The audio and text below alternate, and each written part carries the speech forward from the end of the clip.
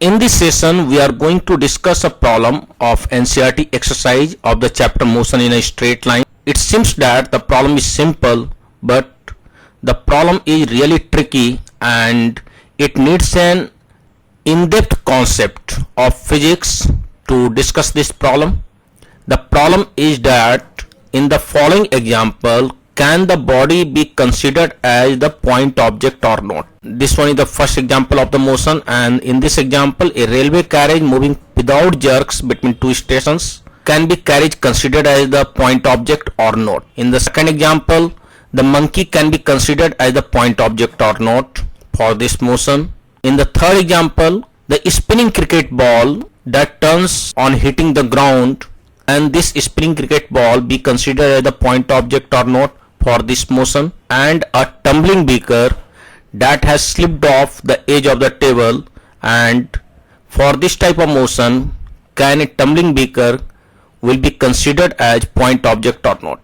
Now to discuss this problem, first of all we have to understand the concept of point object. The concept of point object is given by this one. The object will be considered as the point particle if the dimension of the object will be neglected during the motion, and the motion of the object will be the translational motion.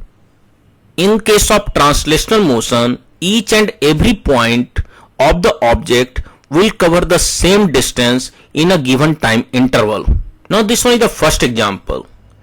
In this example, a railway carriage moving without jerks between two stations. You can see the motion of the railway carriage, and in this motion you can observe that each and every point of the train is traveling the same distance during the same time. That's why we can consider this train or railway carriage as the point-like object. Hence, the railway carriage moving without jerks between two stations will be treated as the point-like object.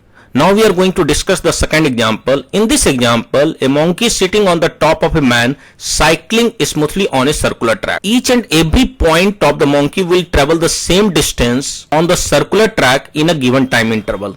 That's why the monkey will be treated as the point-like object, right? It is moving very smoothly along this circular track. Then each and every point of this object will travel the same distance along this circular track. Hence, if any body will move along the circular track, then that body will be considered as the point-like object or point particle, because it will have the translational motion. If any type of body will travel along this curved path, then this body will be treated as the point-like object, because each and every point of this object will travel the same distance during the given time interval. That's why the object will be treated as the point-like object, right? You can see the motion of the spinning cricket ball. Now it collides with the ground, and after the collision, the motion of the ball will not be the translational motion. That's why spinning cricket ball cannot be considered as the point-like object, right? This one is the fourth example. A tumbling beaker that has slipped off the edge of the table, right? And the motion of the tumbling beaker can be like the motion of this acrobat that you can see, and you can see that the motion of this acrobat is definitely not the translation motion, because each and every point of the acrobat is moving different distance in the given time interval, and hence the tumbling beaker cannot be considered as the point-like object, right?